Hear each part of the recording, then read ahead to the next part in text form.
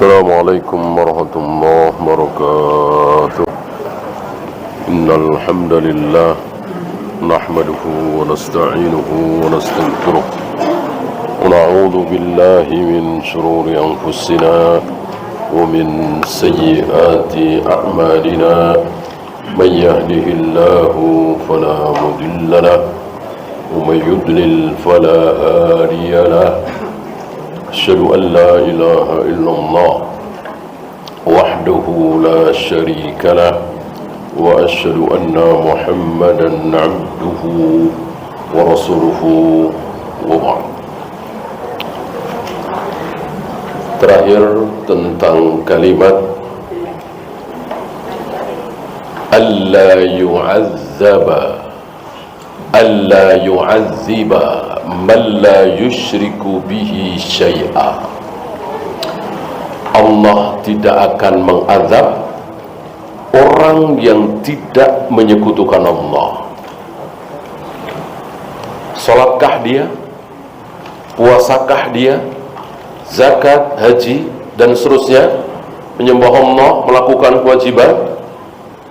Jawab, ya. Ya. Jadi jangan beranggapan nggak sholat nggak masalah, nggak saum nggak masalah. Yang penting tidak syirik. Ini sebuah kesalahan. Ya. Ini ucapan beliau Syekh Utsaimin dalam menafsirkan hakul ibad, hak para hamba. Hamba memiliki hak terhadap Allah. Apa? Tidak diazab. Tidak diazab kalau dia tidak syirik. Kan nggak disebut di situ. Kalau dia sholat, kalau dia saum, kalau dia zakat, haji, ketika mampu. Tadi disebutkan, yang penting cuman tidak syirik kan? Beliau mengatakan mahdzuf. Ada yang mahdzuf. Apa mahdzuf? Ada yang hilang. Bahasa Arab terkenal bahasa yang banyak mahdzuf. Ada yang dibuang, baik berupa huruf atau kalimat. Tabbat yada abi lahabi wa tab. Ada huruf yang mahdzuf, ada huruf yang hilang. Tabbat yada, huruf apa? Mestinya ada huruf apa? Kan kedua tangan. Yadun, yadani. Mestinya ada huruf nun, ni. Tabbat yadani. Hilang, mahdzuf bihadfin nun. Kenapa? Kenapa hilang? Karena dia sebagai mudhof. Mudhof, kalau dia isim mutsanna, maka bihadfin nun, huruf nunnya harus hilang. Maka bukan yadani lagi, tapi yadaninya hilang. Artinya tetap kedua tangan Abu Lahab. Ya, ini secara huruf. Secara kata dan kalimat banyak lagi yang dibuang, yang terbuang. Ya. Contohnya di sini. Ini salah satu contoh bagaimana ada kalimat yang terbuang. Saya bacakan ucapan beliau.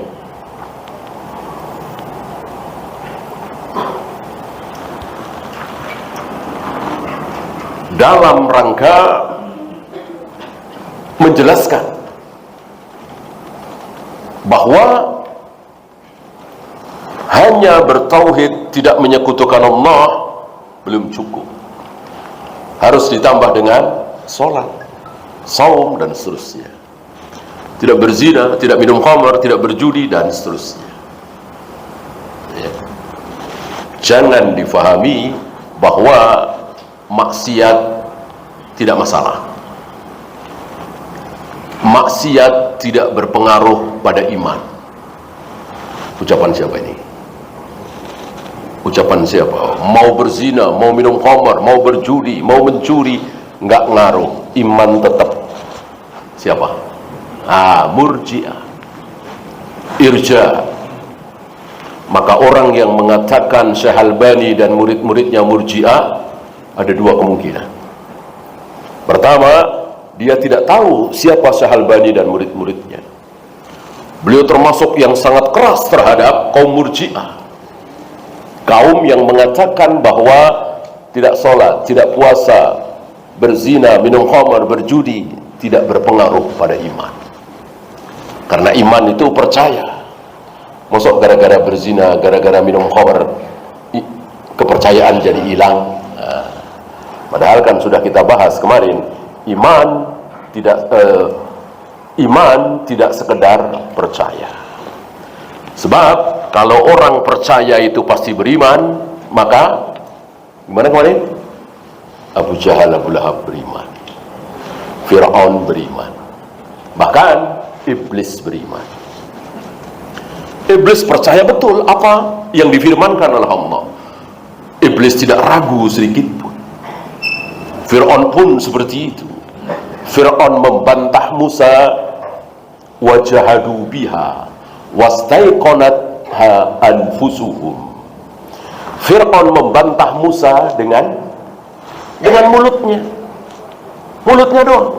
Hatinya yakin Musa berada dalam kebenaran. Begitu pula Abu Jahal, Abu Lahab, apalagi Abu Thalib. Abu Thalib dengan jahat, tegas mengatakan, siapa yang ingin mendapatkan kebahagiaan, ikuti Muhammad keponakanku. Apa yang dia janjikan, tidak ada yang bohong. Karena dari kecil aku bersama dia, belum pernah melihat, mendengar dia sekalipun berdusta, walaupun sekali. Ini menunjukkan Abu Thalib percaya betul dengan kenabian Rasulullah Muhammad SAW.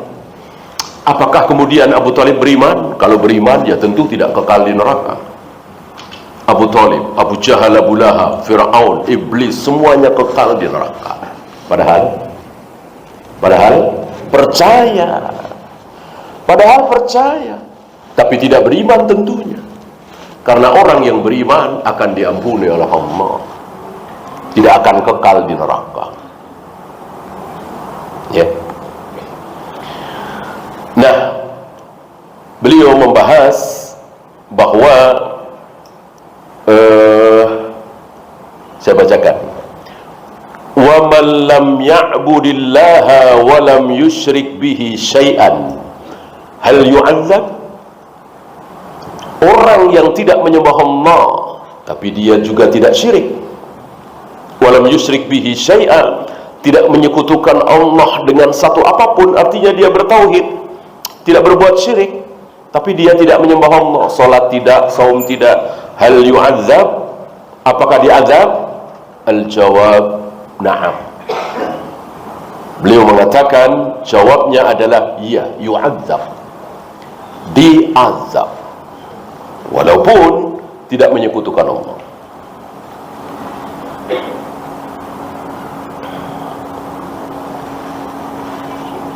Li'annal kalama fihi hazf, karena ada kalimat yang hilang tadi, mahdzuf. Apa kira-kira yang hilang? Wa taqdiruhu, ini, man ya'buduhu wa la yusyriku bihi syai'an. Yang hilang adalah barang siapa yang menyembah Allah, salat, puasa, zakat dan seterusnya, dan dia tidak menyekutukan Allah dengan satu apapun, tidak berbuat syirik, maka dia tidak akan diazab. Ya. Dari mana beliau berani mengira-ngira ada man ya'buduhu, padahal di hadisnya tidak ada? Wa yadullu lihada amran. Ada dua jawaban. Yang pertama, hakul ibad, hak para hamba, Wa man kana wasfuhu al-ubudiyatu fala budda an yakuna 'abidan. Namanya juga hamba. Namanya juga hamba. Namanya hamba harus menghamba, menyembah. Sayang sekarang sedang tidak ada hamba ya. Barangkali ini salah satu hikmah adanya budak, adanya hamba sahaya. Luar biasa. Antum belum pernah lihat ya, kita belum pernah lihat. Kalau kita saksikan dalam sejarah beberapa riwayat, luar biasa. Ya, jongkok, jalan sono, jalan. Ya, kamu jual, aku jual engkau ke si fulan sekian real, ya sudah. Jadi betul-betul nggak punya hak apapun. Betul-betul hidupnya milik orang, betul-betul milik orang. Budak itu memang milik orang kan? Barangkali ini hikmah insya Allah ya, betapa manusia dengan manusia sama-sama manusia tapi dikuasai, yang satu memiliki, yang satu dimiliki. Dan ini bukan ayah dengan anak, bukan, nggak ada hubungan darah, betul-betul didapat karena beli. Kan di pasar-pasar banyak budak yang dijual, lalu antum membeli misalnya sekian real ya, sudah mau diapakan dia harus sami'na wa ata'na, dan antum berhak memerintahkan kepada dia apapun kecuali yang dosa tentunya. Antum tidak boleh menyuruh dia apa misalnya motong jenggot, misalnya buka aurat, misalnya minum khamr misalnya, ya tentu tidak boleh ya. Di luar itu yang mubah, jalan sono, angkat ini, dan itu betul-betul. Bahkan luar biasa, sampai kalau dia perempuan, kalau budak yang baru saja kita beli itu perempuan, boleh kita jima, boleh kita gauli. Luar biasa betapa rendahnya itu si budak di hadapan manusia.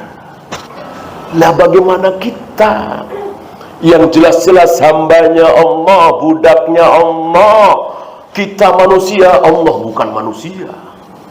Allah Khalik, pencipta apapun yang ada di diri kita, dari ujung kepala sampai ujung kaki, semuanya Allah yang menciptakan, yang memberi, yang mengatur, dan seterusnya dan seterusnya.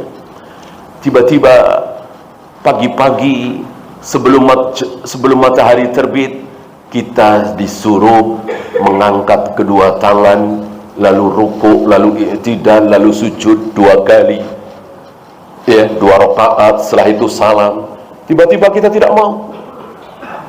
Apa pantas disebut sebagai budak? Apa pantas disebut sebagai hamba ya. Sekali lagi sayang kita tidak mendapatkan contoh budak itu. Kalau ada, barangkali kita akan semakin tunduk, semakin sami'na wa ata'na terhadap Allah Rabbul Alamin. Orang terhadap manusia saja kalau dia budak, betul-betul sami'na wa ata'na. Dan Islam tidak mengharamkan apa itu perbudakan. Nggak ada seperti itu, nggak. Tunjukkan satu ayat, satu hadis yang melarang perbudakan, tidak ada. Adanya anjuran untuk memerdekakan budak. Beda lah dengan mengharamkan perbudakan, ya beda. Justru dengan anjuran memerdekakan budak, berarti budak itu ada, boleh. Ya kan? Kalau nggak boleh, mosok disuruh memerdekakan, ya otomatis merdeka semua. Setelah turun ayat ini, setelah aku utus Muhammad sebagai Rasulullah, maka di muka bumi tidak boleh ada perbudakan lagi. Ada kalimat seperti itu? Tidak ada. Tidak ada.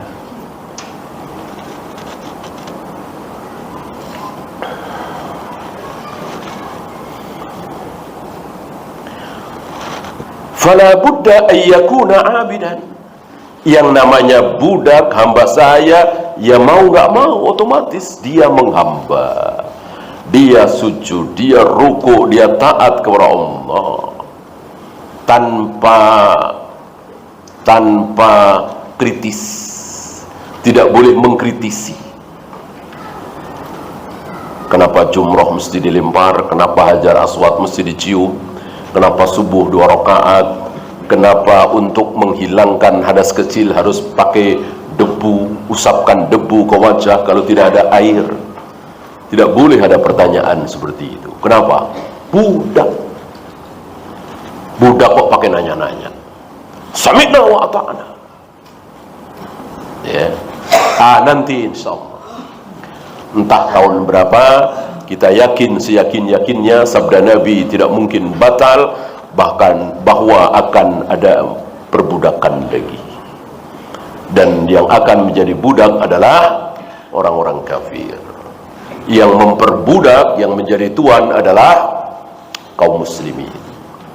Dan nanti akan terjadi apa yang disabdakan oleh Nabi, antalidal amatu rabbataha. Banyak sekali budak-budak perempuan melahirkan tuannya. Itu jawaban pertama. Ya. Jadi dari kalimat abid saja sudah jelas. Ya. Sama dengan kata-kata doa. Kata-kata doa, banyak ayat, banyak hadis. Ud'uni astajib lakum. Berdoalah, mintalah kepadaku, niscaya akan aku kabulkan. Apalagi sedang safar, apalagi saat sujud, apalagi sepertiga malam, apalagi sedang berbuka puasa, apalagi ketika dizalimi orang, apalagi ketika hujan turun. Tapi kenapa saya berkali-kali berdoa belum juga dikabulkan? Nah, dia lupa namanya juga berdoa. Kalau kita berdoa pasti diberi, pasti dikasih, ya bukan doa namanya. Doa itu kan memohon, namanya juga memohon. Kalau pasti dikasih, ya bukan memohon, nyuruh misalnya, atau beli misalnya, ya kan, namanya juga memohon. Maka ketika kita memohon kepada Allah di sepertiga malam yang akhir, mintanya juga dekat Ka'bah, dalam keadaan puasa, dalam keadaan berbuka puasa atau sepertiga malam safar, kok tidak dikabulkan? Kita harus paham, namanya juga berdoa. Tapi jangan lupa, setiap kita berdoa maka akan terjadi berapa? Setiap kali kita berdoa memohon kepada Allah akan terjadi 3 kemungkinan. Akan terjadi 3 kemungkinan. Apa kemungkinan pertama? Dikabulkan. Kita minta anak, dikasih anak. Kita minta mobil, dikasih mobil. Kita minta rumah, dikasih rumah. Yang kedua, kemungkinan kedua, ditunda. Atau masuk ke dalam ditunda ini, kalau mau 3 ya, kita dihindarkan dari keburukan atau musibah yang serupa gitu. Artinya begini, bertahun-tahun dia minta anak, sampai dia meninggal belum juga punya anak. Maka alhamdulillah dia berdoa minta anak lalu tidak dikabulkan. Seandainya dia tidak pernah minta anak, maka kena kanker dia, misalnya, atau kena jantung dia, atau kebakaran rumahnya, atau bangkrut bisnisnya, dan seterusnya. Jadi terhindar dari keburukan serupa hanya Allah yang tahu. Dengan demikian jangan ragu-ragu untuk berdoa. Nggak usah kita berpikir kalau tidak dikabulkan bagaimana, kalau tidak dikabulkan bagaimana. Udah minta saja. Ya. Yang terakhir, disimpan. dan akan Allah berikan kepada kita nanti di akhirat. Nanti akan ada orang yang terbengong-bengong di akhirat. Ya Allah, saya belum pernah melakukan amal sebesar ini, kenapa saya mendapatkan pahala keutamaan sebesar ini? Dijawab oleh Allah, itu doa-doamu dulu yang belum aku kabulkan. Tahu begini, ya Allah, setiap hari saya berdoa dan tidak perlu dikabulkan, ya. Terus berdoa dan gak usah engkau kabulkan. Panen pahala di situ di akhirat, ya. Maka jangan berhenti berdoa, dan insya Allah akan dikabulkan selagi kita tidak buru-buru tergesa-gesa. Antum tahu orang yang berdoa dan tergesa-gesa, dia mengucapkan da'autullah, da'autullah, da'autullah. Aku berdoa memohon kepada Allah, aku berdoa memohon kepada Allah, aku berdoa memohon kepada Allah, walam yustajab li, tapi belum juga dikabulkan. Ini Allah paling tidak suka ada ucapan seperti itu. Maka jangan pernah mengucapkan kalimat itu walaupun betul belum dikabulkan. 17 tahun memohon anak kepada Allah, sampai hari ini belum juga dikasih. Jangan cerita-cerita. Oleh karena itu, ketika antum belum juga punya anak, ketika antum belum juga keberi rumah, ketika antum belum juga sembuh dari penyakit padahal sudah hampir 1 tahun, lalu teman antum ada yang bilang, berdoa coba, mohon kepada Allah. Ayo berdoa, mohon kepada Allah. Padahal antum sudah berdoa, jawablah iya, gitu. Iya insya Allah. Jangan, saya udah berdoa nggak dikabul-kabulkan. Jangan, dan Allah nggak suka. Ya, bilang aja ya, makasih, makasih ya, insya Allah saya berdoa. Walaupun kita hampir tiap malam berdoa, agar kita tidak terkena ancaman Nabi tadi, tergesa-gesa dalam berdoa. Ya, yang kedua, kenapa harus ada syarat kalimat menyembah Allah?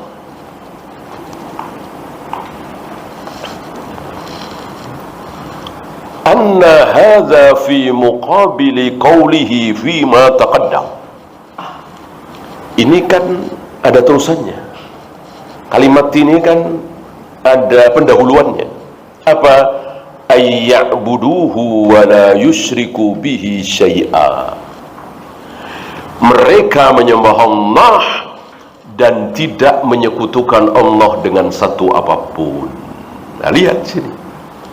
Fa'ulima annal murada biqawlihi la yusyriku bihi syai'an ay fil ibadah. Maka taulah dari sini, jelaslah dari sini bahwa kalimat mereka tidak menyekutukan Allah, maksudnya mereka tidak menyekutukan Allah saat beribadah itu. Kan banyak orang beribadah sambil menyekutukan Allah. Buana, masih ingat ya? Buana. Ini satu tempat di mana di tempat itu orang-orang kafir menyembelih. Nabi melarang menyembelih di situ. Gitu. Cari tempat lain. Jadi tidak boleh kita beribadah, menyembelih kan ibadah, ya kan? Di tempat yang di situ biasa dilakukan kesyirikan. Tidak boleh. Ya. Nah, ini dia, beribadah sambil syirik. Salat di atas kuburan, maka haram. Salat di kuburan atau salat di masjid yang di masjid itu ada kuburan. Ya.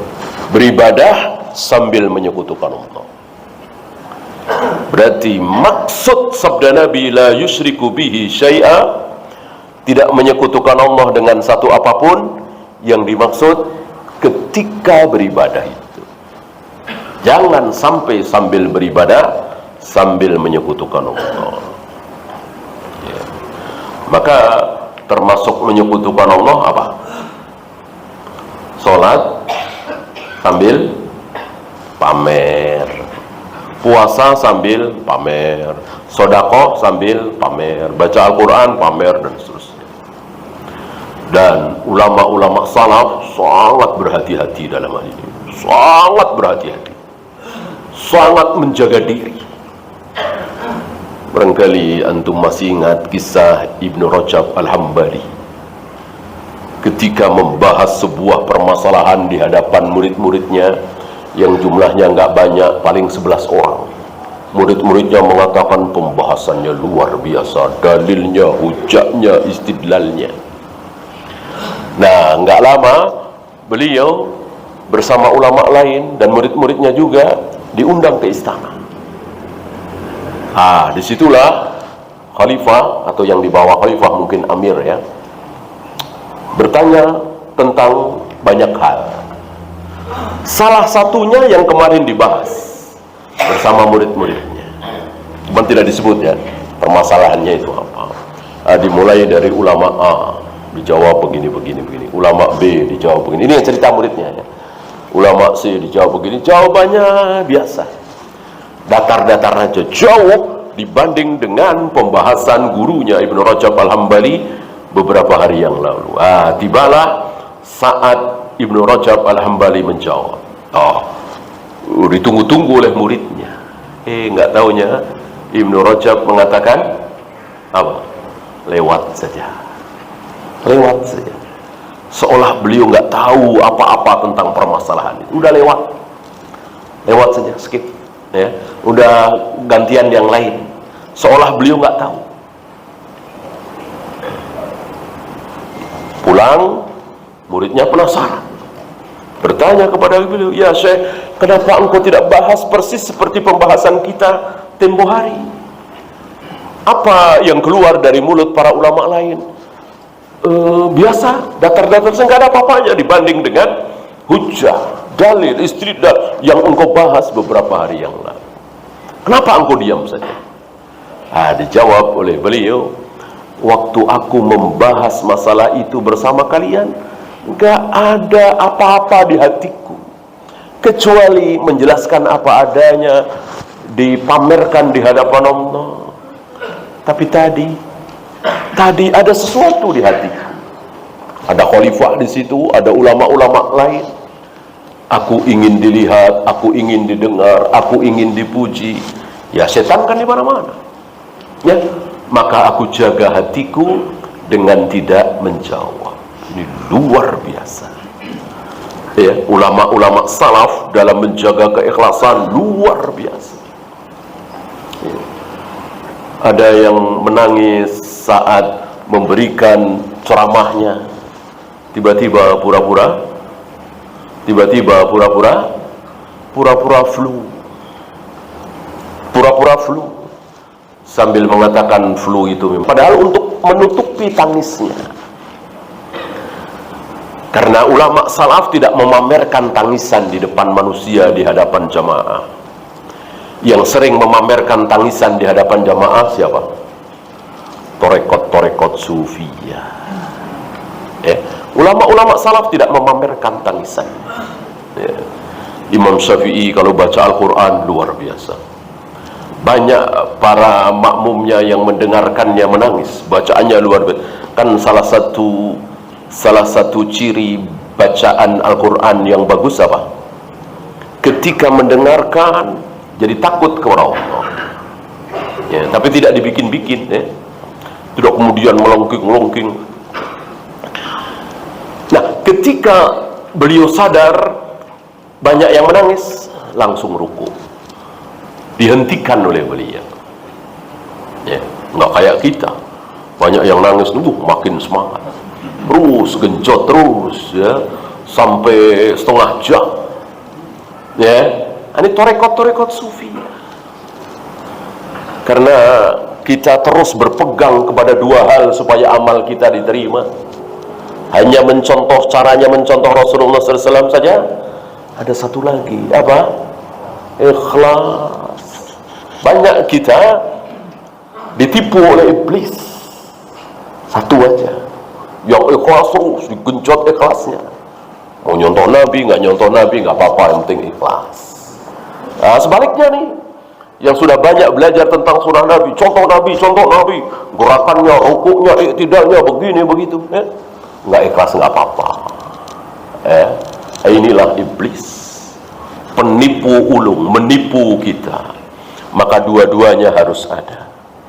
Selain kita ibadah persis sebagaimana yang contohkan oleh Rasul dan para sahabat, satu lagi ikhlas, dan itu harus dijaga. Ya. Nabi mengajarkan, maka sebaik-baik sholat sunat itu di rumah. Ya. Lihat para sahabat ketika sedekah kepada ahli sufah nih, ada rezeki dikit ya, dimanfaatkan ya? Enggak. Saking mereka takut riya. Apa? Kisah Ma'an bin Yazid, ya kan? Yazid ayahnya, Ma'an anaknya. Yazid itu sedekah kepada ahli sufah itu tidak diberikan seperti tadi, diletakkan di sebelahnya agar diambil. Jadi dia nggak mau si penerima itu mengetahui bahwa dirinya yang memberi. Nggak kayak kita, ya. Kalau dia nggak tahu gimana, tulis, makanya tulis di amplop, ya, nama kita, gitu. Kalau nggak mesen bilangin dari saya ya. Nah, inilah kita, jauh sekali dengan keikhlasan para sahabat.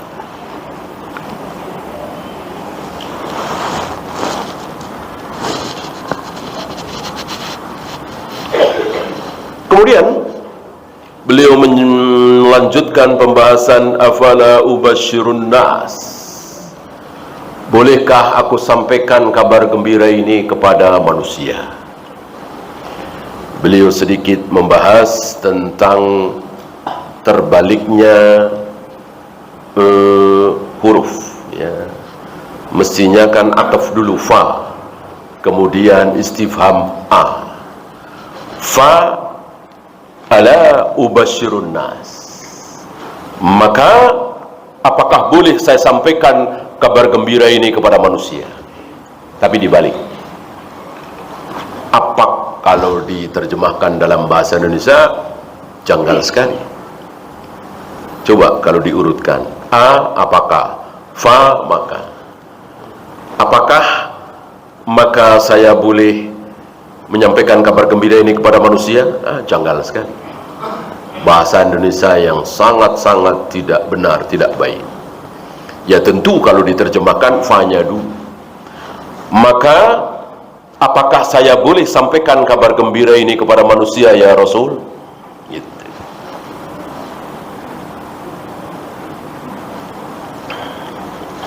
Maka salah satu keburukan penterjemah adalah menerjemahkan bahasa Arab ke dalam bahasa Indonesia masih memakai kaidah bahasa Arab, atau menerjemahkan bahasa Indonesia ke bahasa Arab masih memakai kaidah bahasa Indonesia. Nah, ini penterjemah yang buruk. Kalau sudah menerjemahkan dalam bahasa Indonesia, jangan terpengaruh dengan bahasa Arab seperti tadi, ya. Seperti wa ghairihi dan selainnya, sering gitu ya. Ya dalam bahasa Indonesia ya janggal dan selainnya, cukup dan lain-lain, ya kan? Ini contoh-contoh sederhana. Ai askutu fala ubashirun nas. Ya Rasul, apakah aku diam saja tidak menyampaikan kabar gembira ini? Gitu.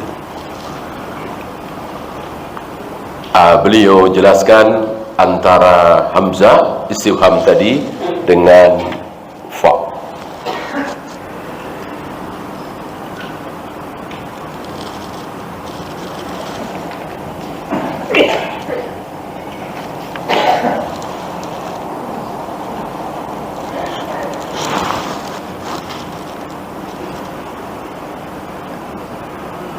Kemudian beliau membawakan contoh-contohnya di ayat.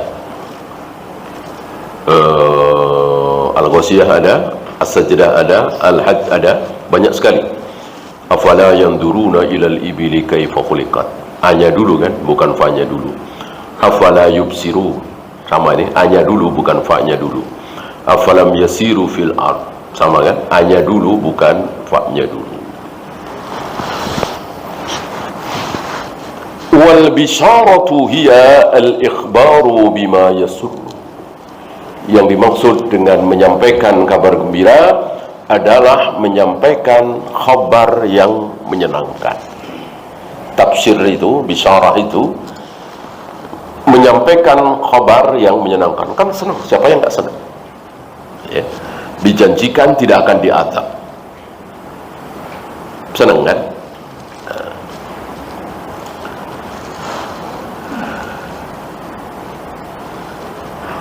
Walaupun kadang-kadang kabar gembira itu isinya kabar buruk. Fabashshirhum bi'adzabin alim. Berikanlah kabar gembira kepada mereka bahwa mereka akan mendapat azab yang pedih. Loh, azab yang pedih kok kabar gembira? Jawabnya tadi. Jadi orang Arab itu sering mengucapkan sesuatu yang sebaliknya. Ketika sesuatu itu sudah jelas, disebut sebaliknya. Seperti Nabi mau mengatakan hidup, tapi yang keluar dari lisan Nabi mati. Padahal yang dimaksud oleh beliau hidup. Dan beliau tidak salah ucap sengaja. Kenapa? Karena sudah jelas. Apa misalnya? Man qara'a ayatal kursi. Barang siapa yang melazimkan membaca ayat kursi setelah sholat 5 waktu, maka tidak ada yang menghalangi dia masuk surga kecuali kematian. Padahal maksud Nabi bukan mati, tapi hidup. Tidak mungkin dia masuk surga. Tidak mungkin dia gagal masuk surga kalau dia masih hidup, gitu. Karena orang yang hidup bisa nggak masuk surga? Ya nggak bisa. Untuk masuk surga harus mati. Maka yang menghalangi dia masuk surga adalah hidup, gitu. Tidak ada yang menghalangi dia masuk surga kecuali hidup. Tapi yang keluar dari lisan Nabi mati. Kenapa? Karena sudah jelas, terang benderang. Gitu. Termasuk kita. Orang kafir jelas terang benderang, mereka pasti masuk neraka, azab yang pedih. Maka dibalik sebagai penghinaan, fabashshirhum bi'adzabin alim. Berikanlah kabar gembira kepada orang-orang kafir itu bahwa mereka akan mendapatkan azab yang pedih. Nah, masalah selanjutnya, jawab Nabi apa? Ya Rasul, bolehkah aku sampaikan kabar gembira ini kepada manusia? Jawab Nabi, boleh apa tidak? Tidak. La tubashshirhum fayattakilu. Jangan, nggak boleh. Nanti mereka berleha-leha, menyepelekan. Yang jadi masalah kemarin sudah kita singgung sedikit ya. Kan nggak boleh nih. Beliau melarang Mu'adz menyampaikan kabar gembira ini kepada manusia, ya kan? Kenapa kok sampai ke kita? Berarti disampaikan kan? Apa? Masih ingat jawabannya? Kaidah apa yang dipakai oleh beliau sehingga beliau berani melanggar larangan Nabi? Kan Nabi melarang, jangan engkau sampaikan. Tapi kenapa oleh beliau disampaikan juga? oleh Mu'adz bin Jabal disampaikan juga. Kenapa? Kaidah apa? Al-hukmu yaduru bil illah adaman kana au wujudan. Hukum yang ada ilatnya, ilat apa? Alasan. Ilat alasan. Ya. Bukan ilat bahasa Jawa, ya. Ilat itu alasan. Illah. Kalau alasan itu hilang, hukumnya ikut hilang. Kalau alasan itu ada, hukumnya ikut ada. Nabi melarang Mu'adz bin Jabal menyampaikan kabar gembira tersebut. Ada ilatnya apa tidak? Ada alasannya apa tidak? Ada. Khawatir nanti manusia menyepelekan. Berarti kan ada alasan. Ketika alasan itu hilang, maka hukum itu ikut hilang. Ketika alasan itu ada, maka hukum itu ada. Mirip-mirip apa, masih ingat? Sholat tarawih setiap malam di bulan Ramadan. Kan tidak pernah dilakukan oleh Nabi SAW. Kenapa? Ada alasannya apa tidak? Ada ilatnya apa tidak? Ada. Nah, ilat ini, alasan ini hilang ketika beliau sudah wafat. Oleh karena itu Umar bin Khattab berani merubah kebiasaan Nabi. Karena Nabi tidak melakukan setiap malam, ada alasannya, yaitu khawatir akan diwajibkan oleh Allah. Nah, kekhawatiran Nabi hilang ketika beliau sudah wafat. Kan ketika beliau sudah wafat, yang wajib akan terus wajib sampai hari kiamat, yang tidak wajib akan tidak wajib terus sampai hari kiamat. Tidak mungkin ada perubahan. Perubahan hukum itu hanya mungkin ketika beliau masih hidup, ketika wahyu masih turun.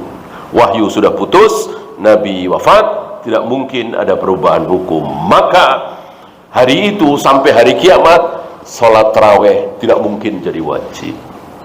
Nah, maka Umar menetapkan mulai besok setiap malam. Nah, mirip-mirip ini. Kan ada alasannya. Takut nanti manusia menyepelekan. Nah, Mu'adz bin Jabal bertemu dengan para tabi'in, bertemu dengan Tawus, bertemu dengan Atha bin Abi Rabah, bertemu dengan Hasan Basri dan lain-lain, yang Mu'adz melihat tidak mungkin hadis ini lalu membuat orang-orang ini bermaksiat, maka disampaikan. Ya. Seandainya Mu'adz bertemu dengan pelacur misalnya, pemabuk misalnya, pezina misalnya, pencuri misalnya, orang yang jarang sholat misalnya, insya Allah tidak akan disampaikan. Jangankan Mu'adz, insya Allah antum juga bisa berpikir, ya kan? Antum tahu hadis ini, pulang ke rumah ketemu tetangga antum yang suka mabuk, jarang sholat, tiba-tiba antum sampaikan hadis ini, nggak apa-apa. Yang penting tidak syirik. Makin semangat dia mabuk, makin semangat dia minum khamar, berzina, tidak sholat, makin males. Kan yang penting nggak syirik kan? Lalu antum cuman ajarkan kepada dia, yang penting jangan percaya dukun, jangan pakai jimat keris, ya. Tentu antum tidak akan menyampaikan seperti itu. Tapi kepada antum yang insya Allah menjaga sholat berjamaah 5 waktu, kemudian jauh dari zina, khamar, judi dan seterusnya, sampaikan hadis ini.